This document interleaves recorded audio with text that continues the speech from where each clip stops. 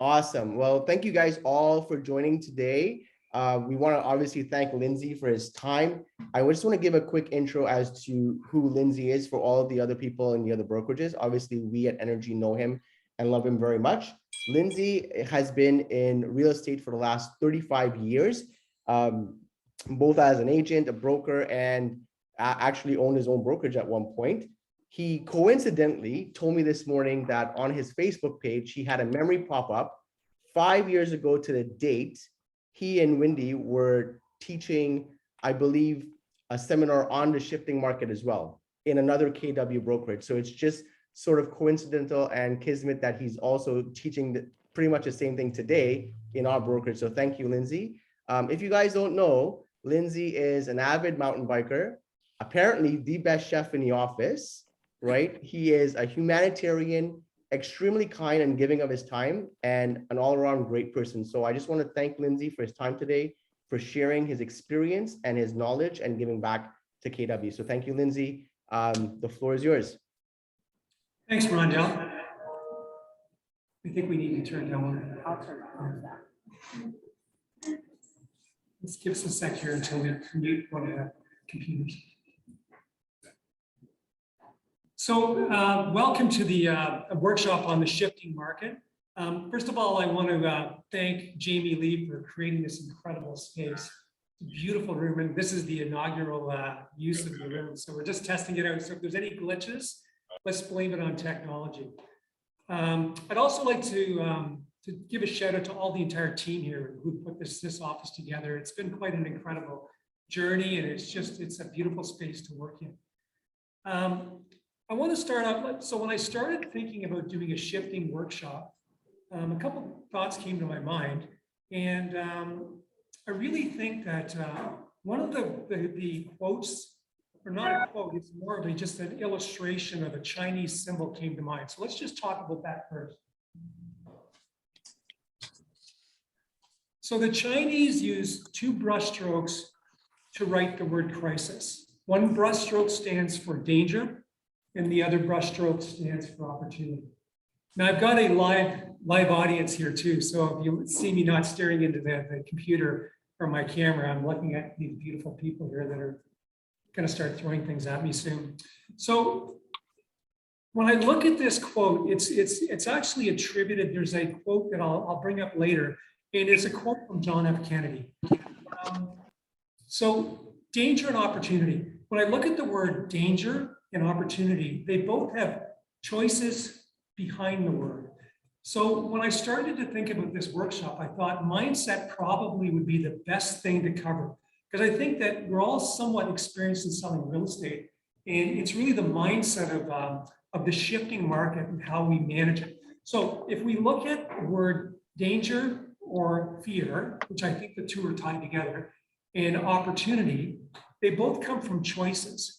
However, fear is more of a reaction, whereas opportunity is a choice, a series of choices moving you towards the opportunity. So mindset or mental performance is really what I want to do. So what we're being bombarded with right now is you turn the TV on, you look on your social media, all you see is crisis, inflation, there's a war in the Ukraine, there's so much negative news out there. There is some positive news, but you really have to search for it, because we really truly are being bombarded by negative news. I mean, even things like interest rates going up, the values have been slipping. Heck, we moved into this office, and I think everybody in here had difficulty trying to find furniture for it. And I think that there are people still waiting for IKEA to deliver furniture for their offices. The other thing too is we just got back from a conference in Dallas, and there's help wanted signs. Like, where did all the employees go? Where are the workers? It just seems like everywhere you go, people are looking for jobs or looking for people to work. So danger and opportunity. So there's a couple of things missing that I'm going to quote down here. And one of them is I want to bring back to, so what Rondell did not, he shared with you that I'm a mountain biker. So I've been an endurance athlete for several decades now, and I'm a pretty serious one. In fact, next month, I've got a 6-day staged endurance event on mountains in Quebec. So a lot of, when I started thinking about this workshop, I've been reading a book and it's by a coach who coaches endurance athletes. And in the introduction, he's talking about what type of a client he looks for when he's going to actually, someone's going to hire him to coach them on how to do better on their bike. So I want to bring up a couple of things. Here's what he talks about with mental performance. He talks about motivation, dreams, goals, missions, mental toughness, patience, commitment and tenacity, consistency and routines, and creating a high performance team. Now, does that not sound like creating an environment that's going to be successful in business? But I think there's a lot of reasons why people who are really successful in business love sports, because the two are so, I mean, athletes and high producing people share the same commonalities. Now, there's another thing that was in that same opening to this book. And there was a Harvard Business Review article that was written on why some Olympic athletes medal and some don't. And they did quite a study on it. It appeared in the Harvard Business Review. They paid attention to their goals. These are the Olympic medalists. They had a strong inner drive to stay ahead of the competition. They concentrated on excellence, were not distracted by other people around them, hugged off their own failures, rebounded from defeat easily, and they never celebrated wins. They analyzed the reason for success, and they were very confident. Like, doesn't that sound similar to successful people in business? I mean, I've got Larry Lloyd here sitting in the back row, and Larry he started his career as a professional, semi-professional athlete. So I think you can agree, Larry, that a lot of these factors are involved in business as much as they are in business as much as they are in athletics. So let's spend a few minutes on fear. I don't want this to be a fear-based workshop, but I want to identify the role that fear plays as we're moving into a shifting market. Okay, what do we see here? Family in a car, something's going to happen. They're screaming, something's going on. So I'm going to, if I can get somebody, because I think, are we okay with engaging with people on Zoom? Can we hear them? Okay, why don't we just do that in here? Can I get somebody in here to share with me their definition of fear?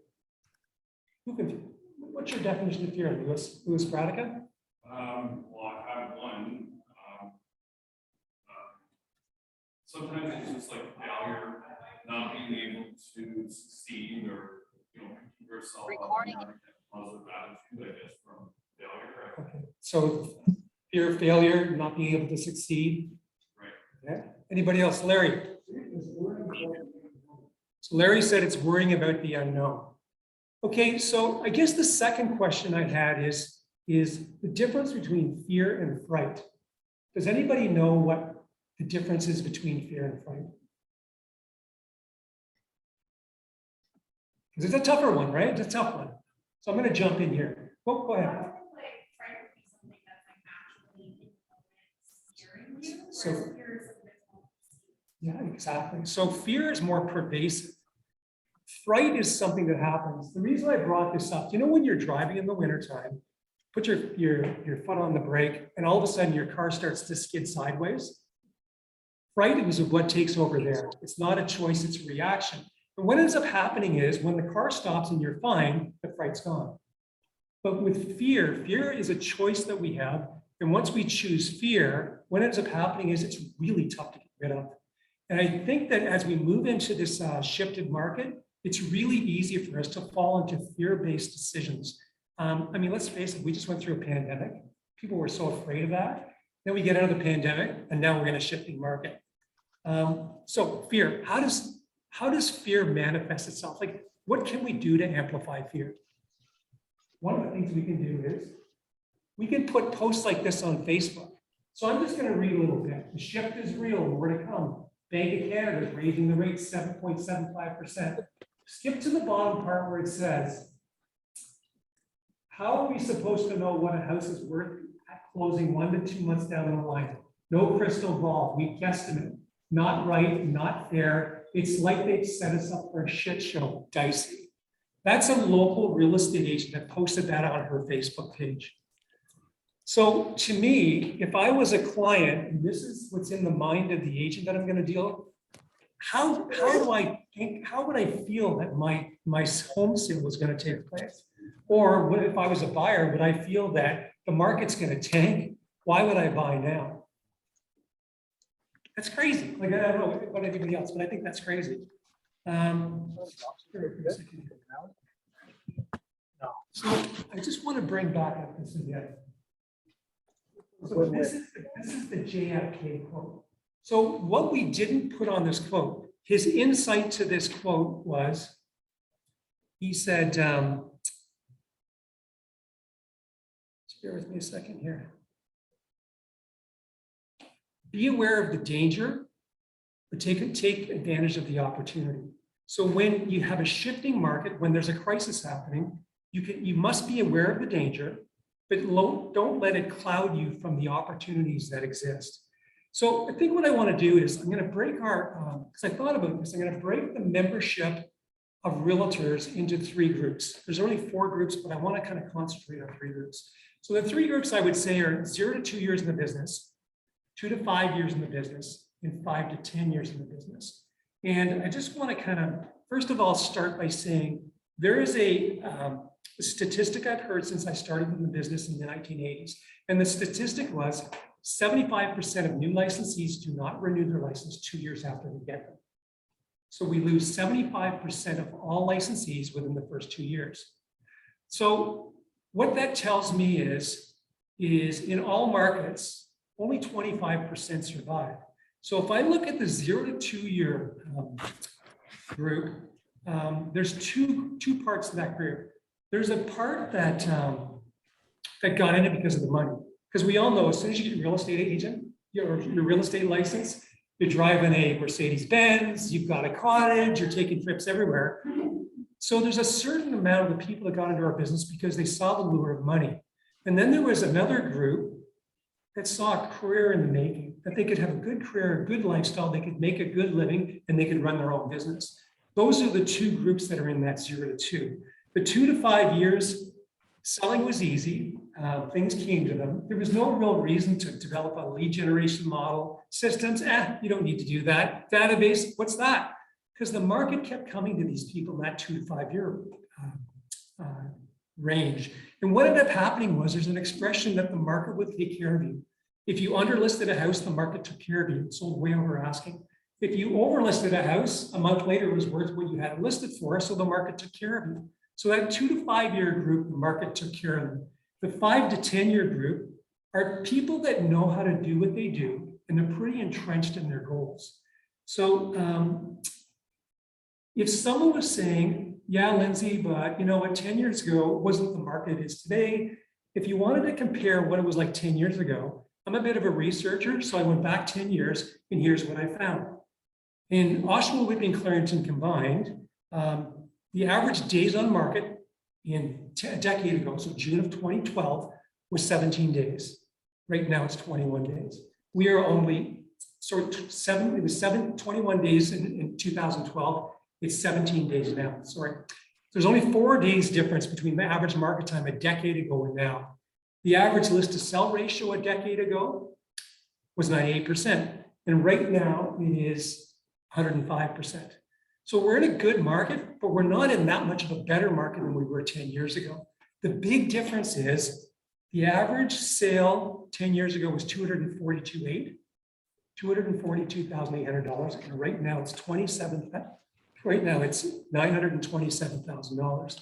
So what that tells me is this, and I am not a proponent of fixed commissions, but if you went back 10 years ago and you looked at an MLS sheet, you would say 2.5% to the selling broker on most of them. So if you were selling the average house 10 years ago, your average commission was $6,070. As of last month, it was $23,192, a $17,000 difference, which tells me there's a lot of people that got into our business for that reason alone. So what I wanted to do is I wanted to look at some of the possible outcomes as to the 0 to 2, 2 to 5, and 5 to 10 year, who are going to have the most difficult time and who's going to have the easiest time? And I asked Rondell about it, and he pegged it. So what I did was I kind of thought the 5 to 10 year group will be the hardest hit. Now they're the group that have got all the skills in place, and they need to tweak what they're doing because they've got lead generation models in place. They've got their budgetary models in place. So they're all in place. They need to tweak. I think that they're going to do really, really well. The 2 to 5 year are the group that's at risk. So if you're in that group, that you're in that at-risk group, my opinion. And the reason is because things have come so easily. You haven't had to develop that lead generation model or get the systems in play, get your database up and running because business came to you. Now, all of a sudden, you've got to kind of turn things on its end and really almost like start anew. When I look at that group of 0 to 2, they're going to be rock stars, the ones that were in it for the right reasons. And when I say they're going to be rock stars, the reason that I mean that is because they don't know what they don't know. They don't know that 5 years ago, the commission difference was huge to what it is now. They only know that if they sell a house now, this is what they get paid, and they know that this is what I have to do to sell a house. Whereas us, who learned how easy it was, we've got to go back to work, and it's more difficult to go back to work. So unlearning is actually a whole lot more difficult than learning.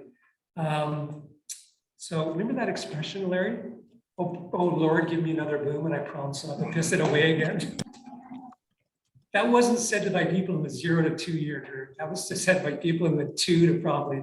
Now, the other group that I fit myself into are the 10 year plus. So there's going to be some outcomes. There's going to be people that retire because it's just not too difficult.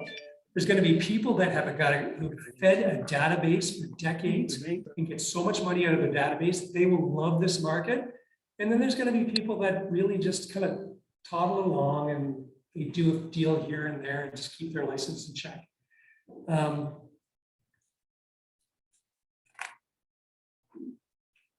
So what we're really doing now, in my belief, we're heading into the market where we're going to separate the amateurs from the professionals. So this is the market where the amateurs and the professionals are going to be exposed. This I saw floating around Facebook. It's kind of funny. Realtor license under 8 years, under 2 years. The realtors were actually worked through the 09 and 08 and 09 market crash. Wendy Starr, my partner, worked in Phoenix during the 2008 to 2012 when the market melted down. There was foreclosures. There was more houses on the market that were foreclosed than that people actually owned and were selling. So, and I know somebody in the room here who bought a property down in Arizona at that time and got a steal because the market had tanked so badly. But it's the ones that worked through that 08 and 09 that are sitting back saying, yeah, you know what, I've been there. I know how to do this. I just have to kind of get back up, shake myself off and move forward. I think that, if I'm not mistaken, this is a great quote. So there are great quotes that come out of shifted markets. This is Warren Buffett: be fearful when others are greedy and greedy when others are fearful. I would kind of tweak that around because I don't really like the greedy part. But what I would probably say is be fearful when others are opportunistic and be opportunistic when others are fearful. So this is a time right now. And the reason that I put this slide in here is because I really wanted people to focus on the opportunities that are out there. You know what? Right now, I would say if Warren Buffett was a real estate broker, he would be convincing every buyer to buy a house right now, because this is a fantastic time to buy a house. The values are down, the rates are up, but the rates will change over time, but the values won't change over time. They won't go down, they'll go up. Now, he also has a quote that I love as well. It's called, it's not about timing the market, it's about time in the market. And what he meant by that was, you can't time the market. I mean, nobody knows when the bottom hits. So to me, what he was saying is, if you get into the market at any time, 2 years, 5 years, 10 years down the road, it's always going to be worth more than it is today. So the faster you get into an investment, the better you're going to be. So, and this comes straight out of shift. There are 3 types of people that emerge from a shifted market. There are those that fearfully project the worst outcome. There's the second who hopefully wish for the best. they believe they can never fail, and they are unrealistically positive. And the third are the ones who respect what's going on right now. They feel that they might fail, they actively prepare for the worst, and they strive for the best. So I'm going to just go around the room and say, where do you fit in here? Do we all fit into that third group, or we're being completely realistic about where the market is today? We are preparing for the worst, but we're hoping for the best. Is that where our heads are? Because I think the alternative is pretty, it's not attractive. So again, getting back to that, I don't want to dwell on fear and the choice that we make to be fearful, but I just wanted to cover something. Now, there's a mentor of ours that I've followed, and during COVID, we had many Zoom calls with him on workshops on fear. And his name is Dr. Fred Gross. He's a 85-year-old rabbi, and he's one of the most insightful men I've ever met. And what he talks about is this. He said, we are born with two fears, the fear of loud noises and the fear of falling. All the other fears are taught. We've learned all those other fears. But what he said was, to learn a fear, you have to make a choice to adopt that fear. And choices come from beliefs. So if I believe the market is going south and that it's going to be terrible, the choices I make after that are going to lead me in that direction. So what he says is this. He has a thing called use by dates. So imagine going into your kitchen, into you open your refrigerator door and you grab a jar of relish and you look at the expiry date that says January 2017. It's like, oh, in the garbage it goes. He calls that a used by date. And what he says is choices and beliefs have used by dates. And right now, I think what he's saying is this is the time to upgrade your choices and your beliefs because they've come to a use by date. The things that we used up to this point in the boom market, we can't use anymore. I saw 2 or 3 listings hit the market today. They're holding offers. I'm thinking, are you kidding me? Like, I mean, that's so February, right?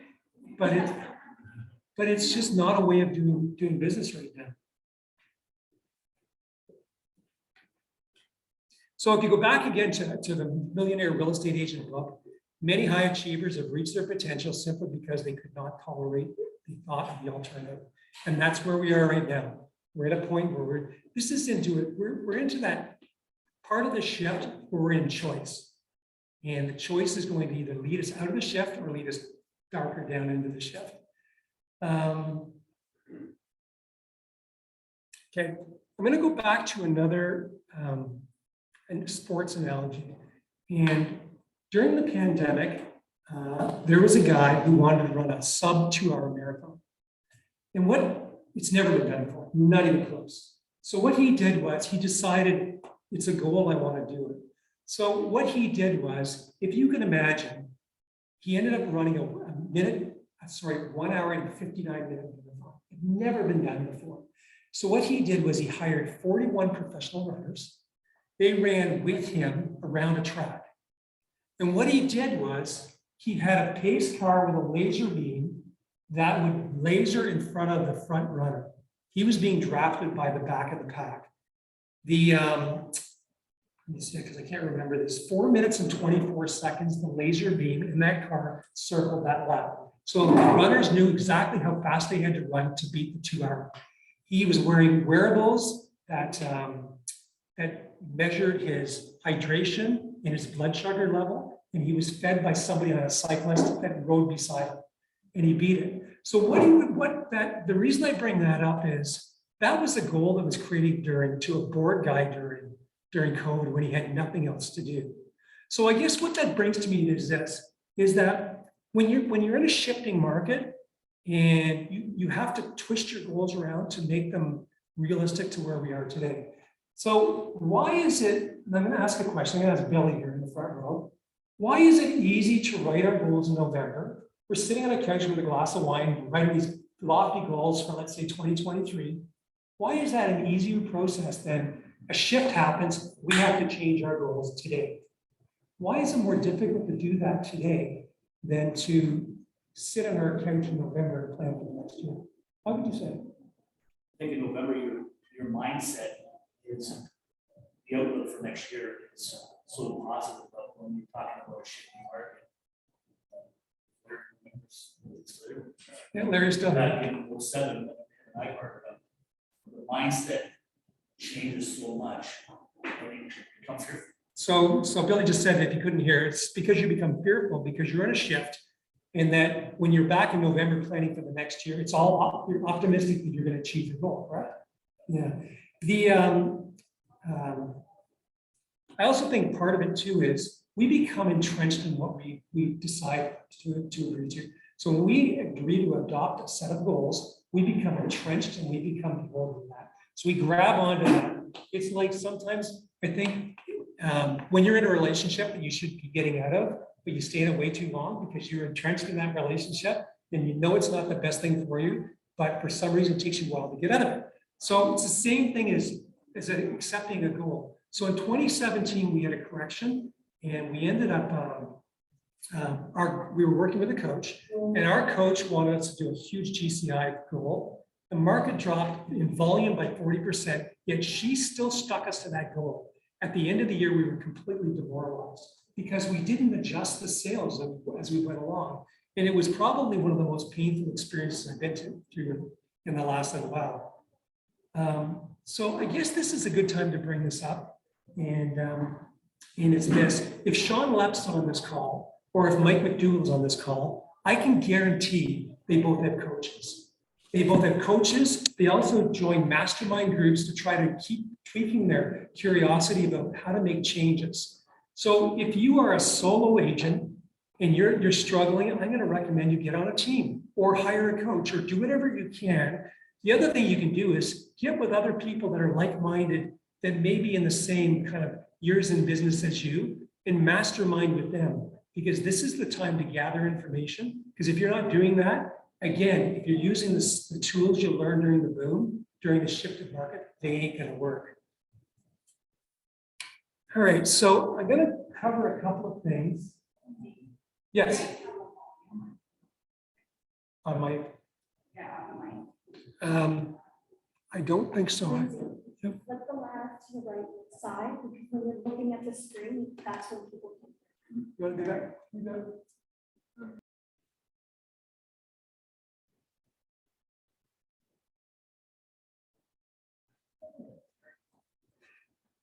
All right, so I thought rather than just be the doomy gloomy mindset person, let's talk a little bit about some of the buckets that are going to carry us through this shifted time. Managing spheres. It's actually managing expenses. I don't know where spheres come from. Lead generation, databases, systems, scripts, setting materials, and market knowledge. It's my handwriting that my assistant. So I'm going to start off with managing expenses, and there should be another Warren Buffett slide on here somewhere. Has anybody seen this before? So this is so true. You know what? The people driving the big Mercedes Benzes live in the big houses. When the tide goes out, you get to see who's naked. You get to see who's got the for sale signs on their houses. The cars are up for sale. They get rid of all the sea-doos and cottages and things like that. I love this quote. So when I look at managing your expenses, I've got a couple of ideas that I'd like to share with you. Number one is this. This is kind of radical. This works so well. This came from 2008 in the US. Cancel all of your credit cards. So if you cancel all of your credit cards and then you go back to the same bank, you could either fib and say you had been stolen. They'll reissue new numbers. And then don't change anything except for your jar charge because you want to stay on MLS. So what will happen is you'll start getting approached by all the different companies you have rotating expenses with. And now you can judge, do I want to sign back up with them yet? This is one of the best ideas I had coming out of the 2008 recession in the US, is by canceling your credit cards. It forces you to look at those rotating expenses. Because I'll tell you right now, I get a email from Apple every month. I think it's $2 or $2.50 for my whatever, so storage. I don't even know how to get into my Apple storage. Okay, I don't even know how to get into my Apple storage. So the next thing I'd say is is go through your bank statements and look at your rotating expenses, the things that are not part of your Visa card, because these are the things that really get us. It's interesting when you start looking at all those rotating expenses, you add them up, they can be huge at the end of the month. It also gives you an opportunity to reduce, renew, renegotiate. I think right now, anybody in this room that's on Rogers, you should be picking the phone up and saying, I want a discount. And guess what? You're going to get it, right? So this is the time that if you can identify you've got rotating expenses, call them up and say, you know what? I think I'm going to have to cancel it. And there's a good chance they're going to come back to you and say, you know what? We can give you a deal. There's another thing too. Keller Williams has got something called the Profit Camp coming up. It's a KW workshop. You were emailed. It was emailed to you. I would suggest taking that. It's all about increasing your profit in a market that we're in today. I know Wendy's taking it. So to generate revenue, just bear with me a second here. Okay, so to generate revenue, you got to generate leads. To make it profitable, you've got to manage expenses. So we're kind of talking about managing expenses, and we're not talking about generating leads, but it's the leads that drive us to profit, but it's the expenses that get us. Because it doesn't matter how many leads you got and how many deals you do. If your profit is out of sync with your expenses, at the end of the day, it's not worth it.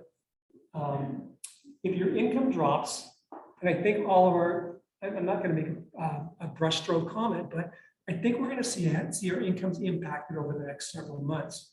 What I would suggest is this, is again, look at your expenses, and you've got to take charge from the get-go. If you get ahead of the market, it'll just be so much easier down the road. So the other thing I'd probably suggest you do is this. Take your GCI, your 2021 GCI, find out what that is, and then divide it by 48, and then divide it by 40 hours a week. So what you're doing is you're getting how many hours a year you work. And I'll tell you right now, it's 1,920. If you take your GCI and just divide it by 1,920, if you were making $300,000 a year, your hourly wage is $156. You can use that as a metric to say, is this task worth me doing?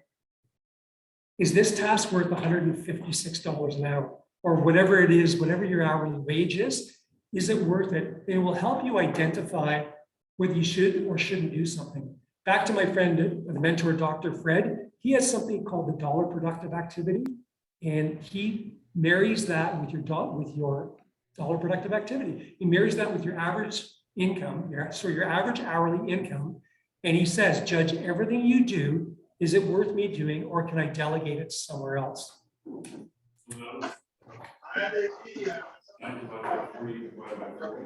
Just do GCI by 1,920. That's all you have to do. There's 1,920 hours in a working year. And I worked that out on 40 hours a week and 48 weeks a year. And that'll give you your hourly wage. Okay. I mean, what you really don't want to come to is the point of where you're firing yourself because you're not worth it. Okay, so let's talk about lead generation in your database. I assume that everybody on this call, everybody in the room has a database. Is that right? Oh. So this comes directly out of MRE. And what they're talking about here is how you drive leads and the people you don't know into your allied resources, which are the ones that refer you business. So this is page 137 from the MREA. And what I'm going to do is I'm just going to dig back into databases, because I think personally, I feel the database in a shifted market, the people who know, love, and trust you are the people you're probably going to get business out of. Any way you can go after your database, I would go after it. Now, this is just something that I did. This is an email that we sent back to, we put it on Facebook, but we sent it back to everybody in our database. And the only reason I wanted to show you this is a blog I wrote, and the blog was shared on Facebook, and you can see it was shared 92 times. So to me, this is the stuff that goes out to our database. If you are not, there's a the 33 touch program, which we all know, I think about in Keller Williams.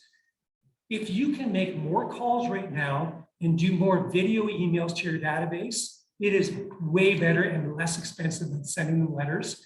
And I really don't believe people read emails. I think they do, but by and large, if you do a video email, you're probably going to get more response than if you did just a straight old email. This is a video email we send out to our database. So all of the leads we have and all of the people we know in our database, they get something like this every week. The top is a video I do every week, and you can see that I have a weekly blog tagged in there as well. The engagement on this stuff is huge. And again, this is an email. So yes, it costs me money to produce the video, but you don't have to do it like in an expensive format.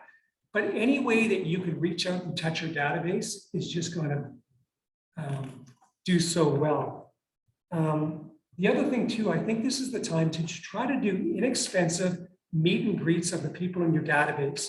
Like we have a top 50 in our database, and we constantly stroke the top 50 by either sending them like a $5 gift card to Dairy Queen in the summertime, which sounds crazy, but the response, stuff like that is phenomenal. We do monthly mail outs to them and monthly emails. Again, any way you can touch your database is good. If we talk a few minutes about systems, when times are good, we hire. We don't want to do it, so we hire somebody to do something we don't want to do. So when shifting markets happen, I think the thing to do is to look at a task as a system and say, can I do it? Is it worth hiring someone else to do it? And I mean, this is another way of getting your expenses down.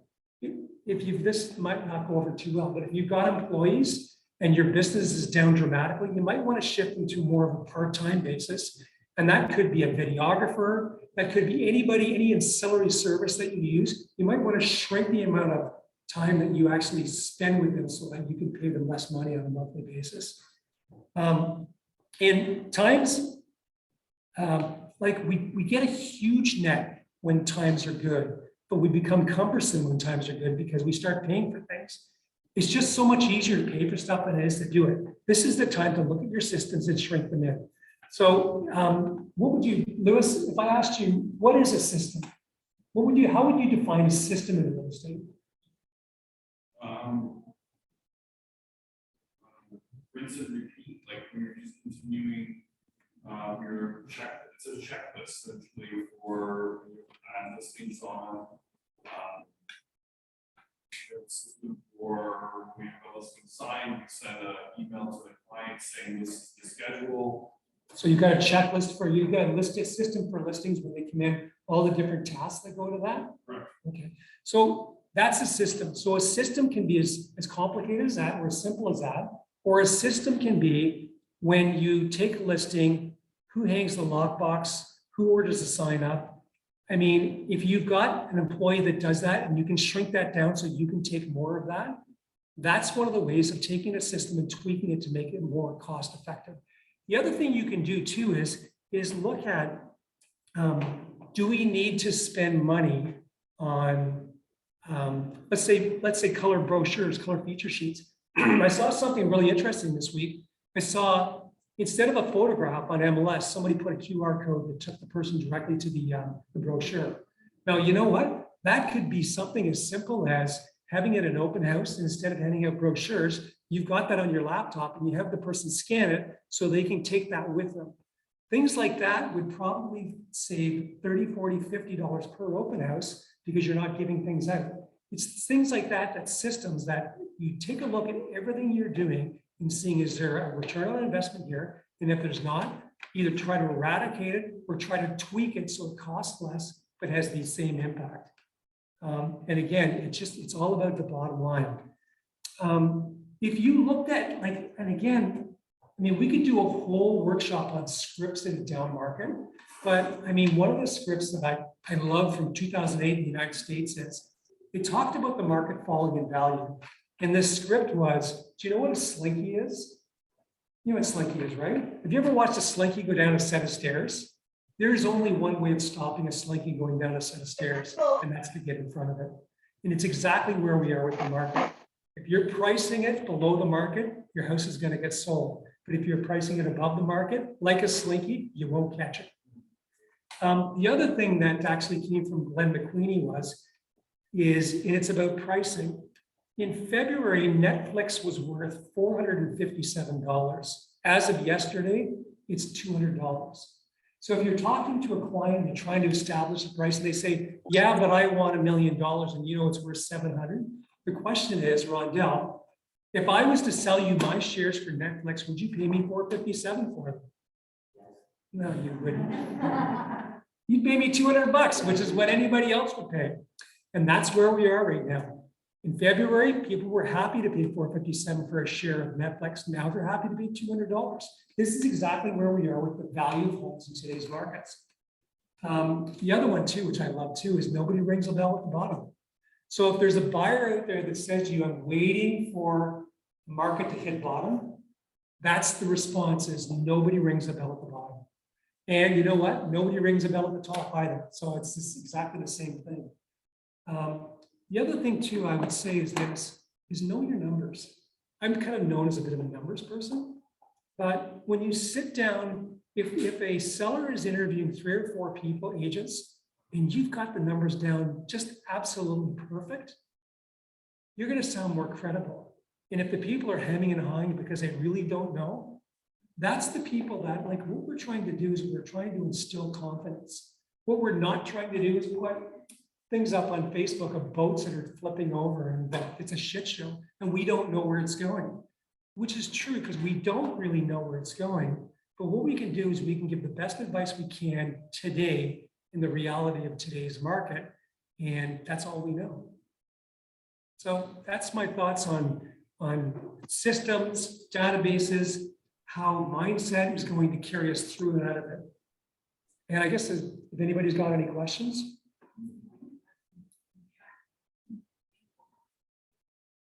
Again, remember, bear with us. This is the first time using this. Okay, is there any questions from the room here? Comments, questions?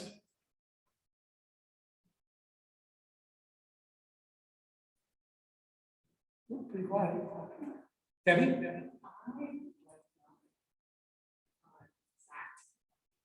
So Debbie wants to know if we could do a seminar on stats. That's good. How about you, Larry? Any thoughts? Yeah, it's one of the things that I really get from this, and you were talking this morning, it's sometimes what you're doing outside of real estate that impacts what happens inside of it. How you prepare yourself, how you look at the mornings, how you look at blocking time, and I think sometimes from my perspective, I'm not my best when I'm physically active. Mm-hmm. And it brings I think that level of game to the game that I need this sport. And you mentioned it earlier, and I think it just kind of reiterated that sometimes we need something out from our lives to bring our best in this. Mm-hmm. Because I think a lot of times what happens is that when you see yourself successful, like if the market's challenging, which it's challenging right now. But for me, I'm a cyclist. And like on Wednesday, I'm doing a time trial on the road. And I know I'll be successful with that time trial. And it really gives me a sense of accomplishment and I feel successful. So even if things are challenging, other parts of your life can be really successful. It helps to balance, and I totally agree with you. Yeah. I think for you, coming down a hill, dodging rocks and trees, and the imminent danger of that, and stacked up against what my house is. I like that. How about you, Rondell? Any thoughts? I said you have no fight there. Yeah. So, any thoughts, Rondell? Okay. Christina mentioned Wendy's numbers class. Wendy's numbers class. Yes, that's all she said. I have no idea what Wendy's numbers class is. So we could kind of dig into it. Find out. How about you, Colin? Any thoughts? I just think that going forward, people have to understand that somebody's always going to buy and sell real estate. There's always people out there that are gonna trade real estate. We just gotta work with finance. The harder you work, the more you put into it. Being at the office for a while, days. I think the other thing too, just tying into what Billy said about, that there's always going to be people buying and selling real estate, is don't allow somebody in your car, do not walk out with a listing agreement signed unless that person can demonstrate motivation. Because we are in a market right now where it's going to be really easy to spend a whole bunch of money staging, getting properties ready. And if that person's not motivated, it's going to be money out the door and we're not going to recoup it. So. Okay. Yeah, Kurt has a question for you, Lindsay. He's asking, what are your thoughts on working harder versus working smarter in a shifting market? Okay, so working harder versus working smarter. I think we have a North American belief that the harder I work, the more I make, which is not true. The smarter I work, the more I make. So I really think that, like, again, if you're going to work 40 hours a week, look at your top 20%. Gary Keller he's pounded this so much about your 20% is that time where you really generate the revenue of your business. So I would say this, focus on your 20%. That's the working smarter part, and that will take care of it. If we're in a down market, instead of working on your 20%, maybe include that or increase that to about 30% or 40%. So you're spending more time doing things that will generate business. So yeah, be purposeful, be smart about what you do.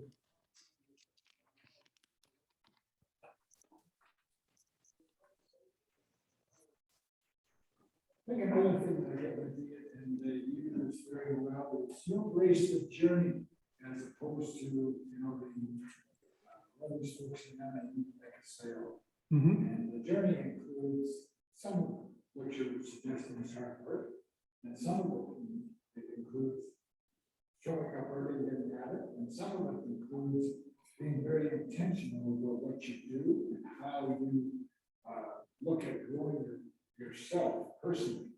So that the package of that journey is what, you're involved, everything else looks after itself. It's true. And so Larry's talking about the journey. So rather than just try to do the next deal, look at it as a journey. And I think that probably a good way of looking at it would be this. Back in the boom, which would be in February, when you had a buyer and you would do an offer with a buyer and they do a full price offer and you knew it was going to get accepted. And then the next time they do an offer of 10 grand over asking and you knew it wasn't going to get accepted.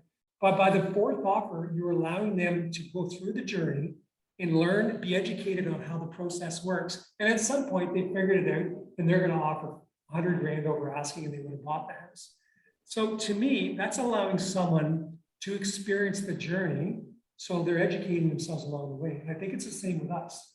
I mean, if we've got that long-term vision this year saying, yeah, things have shifted, there's a little bit different stuff happening. How do I acquire the skills to get me through this and get me through with the most amount of business as I possibly can? So I agree with you as much. If you looked at the journey and you looked at what makes people successful, some of the things that I've seen is mastering your morning routine is probably the most critical thing that you can do in any business or any type of a lifestyle, because if you master the morning, the rest of the day takes care of itself. And it's funny because we were down, so we were in Dallas for a workshop. We spent time with a guy in a Keller Williams brokerage in Maryland, and their daughter's 16. And she was late coming to dinner one night because she was coaching a 9-year-old.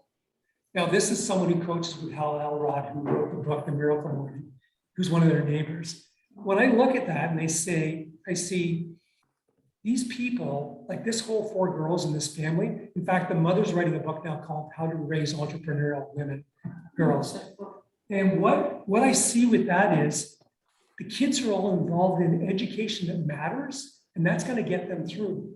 So what I would kind of bring that back to us here in real estate is involve yourself in the education that matters. Cut away the stuff that just doesn't work anymore. Just focus on what you see matters to get you through. Rondell. We have another question from Carolyn. And it's up to realtors to educate the public and teach them the realities of the market. especially with all the media, probably the busy. The question is, how do you manage the expectations of sellers and buyers? I would say, well, I'll tell you how I do it. I do the my Tuesday morning market update, which is a video I've done every week for 5 years. And I let the people know what the real numbers are locally. But if you were to, if she's directing that to her own clients and her own database, I think it's very purposeful to put out information about the reality of where the market is. I mean, if you look at like right now, would we all say that there's an opportunity for buyers right now? Okay, so I mean, if you're doing a database and you want to educate your database and your clients, you look at the opportunities that exist right now. Like if I looked at any people, like if I look at who this market is not good for right now, it's a seller who needs to sell and retire, or they're not buying again because they're going to take a hit. If somebody's selling and buying again, it's all relative. They're going to buy in a down market as well. The buyers, it's great. Yes, the rates are up, but they're going to come down at some point. But I mean, look at the opportunities. So that's what I would do. I would just be very real about the information you give your clients. Know your numbers. Like, does anybody know at the end of June what the average detached home in Oshawa was last month? I would say like 850. Okay, so I know exactly it's 885. So it's knowing your numbers so that when you, what's that? That's because Kurt reads my stuff. I guess the reason I bring that up is I know those numbers like that. So when I'm sitting down with a client and they ask me a question and I can fire that number off to them, that builds credibility. But when you have to hem and haw and say, well, I'll have to get back to you, that's when people start to feel uncomfortable and uncertain that you're the right person. So what I would do is know the numbers. I would know the numbers of the average selling price in your market area, the average asking price, the list to sell ratio. I would also look at what percentage of the houses are selling for more than asking price. In Oshawa last week, it was 105%. So 5%, if you look at the average list to sell ratio was 105% last week. I also track how many houses sell at full price or more than asking. So when you sit down with somebody and you start going through the numbers, you allow them to get clarity, but you're also showing that you know the numbers, that you're the trusted advisor.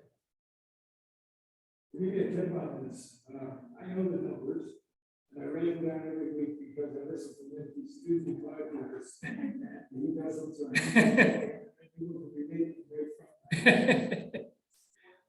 That was something Lauren Reno used to say, that he'd watch my video and that's what he told his clients.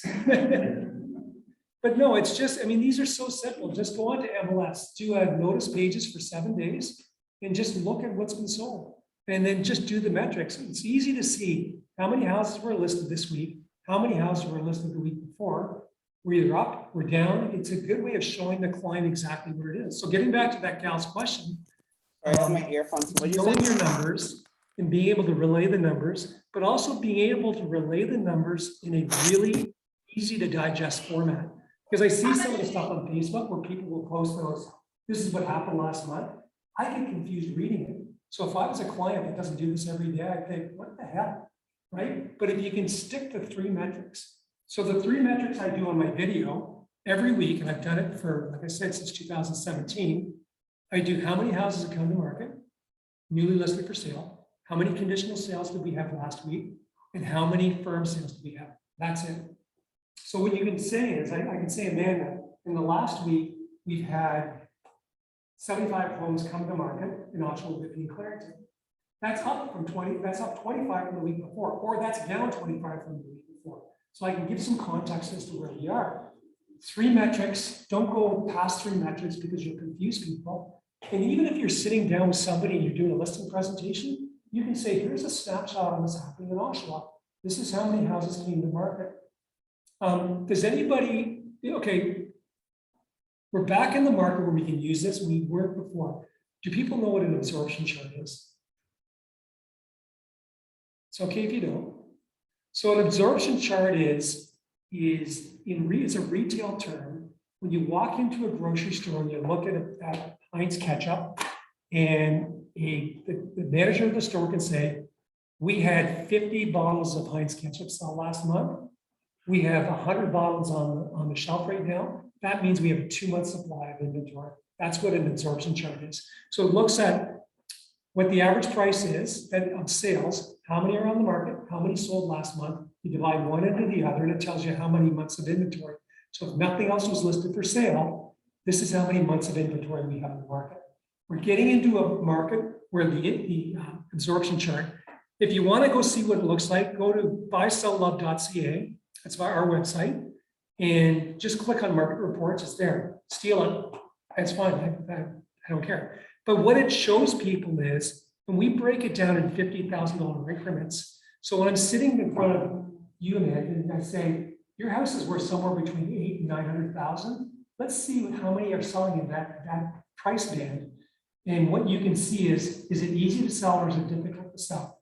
If there was 10 sales last month and there's 50 on the market, we know it's going to be a challenge to sell, which means pricing becomes really critical, right? If there's 10 sold last month and there's 2 on the market, it means that we've got a really good chance of getting it sold at top value. So I went back to Rondell's question from that gal. It's knowing the numbers like that create the confidence in the person. And that also helps to dispel all of the stuff like the Globe and Mail article yesterday about market crashing and skies falling and all that stuff. There's another question from Rowan in the chat. How do you discover the fears of your clients that are preventing them from moving forward? Also, how do you weigh their fears versus their motivation to determine if it's worth for us to continue? Well, I think that okay, I would respond to that this way. What's the biggest fear in moving? Larry, do you know this? What is the number one stressor in moving? Selling your house, buying or selling a house. This is a NAR statistic, National Association of Realtors. It is packing. It's packing. Like you would never would have thought. It's not how do I price, how do I market? It's packing. So to me, I would ask the question, Rowan, it was Rowan that asked. Rowan, the first question I'd ask, and I'd say, if you were the client, I'd say, Rowan, what makes you nervous about selling? Like get them to talk about their fears. Ask them what their fears are. They'll tell you, really what would keep you up at night? We've got your house on the market. We're getting showings. What's going to keep you up at night? So try to identify what they are. And I mean, really, if you think about it, there's not that many fears you can attach to a real estate transaction. So if you were to sit down and say, let's identify all the fears we can think of. I would say the fear of selling your house and not knowing where you're moving. The fear of not matching up closing dates. The fear of buying first and not being able to sell. The fear of selling first and not finding a house. You could probably list 20 different fears. And then what I would do is I'd start to do scripting around those fears. Try to find some scripts that work with dealing with, it's things like one of the fears, this is a common fear, is I don't want to list my house with you for 180 days. I just want to list it for 60 days. I mean, that's a fear, right? So you would identify that and say, why the concern? Well, I don't want to get locked into you because you might not be a good agent and I might want to choose to go somewhere else. Okay, that's fine. So what you're telling me is this. The stats right now are very uncertain. We don't know how long it's going to take to sell your house. So let's assume this. Let's assume that you were going to drive across the desert in your car and you knew it's going to take 180 gallons of gas to get across the desert. Would you put 90 gallons in? Okay, I would say, no, I wouldn't. Say exactly. I just need to know that I got enough gas in the tank to get the job done. So it's scripts like that that you can come up with that help to ease people's fears. Does that answer your question, Rowan? It's okay. I was thinking about changing of goals. So,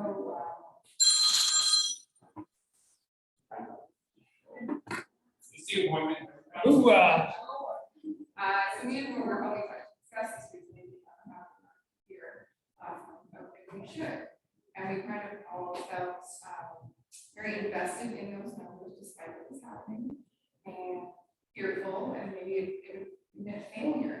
To change those numbers. So we all did not not. So how much do you think you should kind of do that, change the mindset of it, and how, like, statistically, percentage wise, what should you actually be doing? Okay, so the question, if you couldn't hear, was we've set our goals and we're halfway through the year and it looks like we may not meet the goal.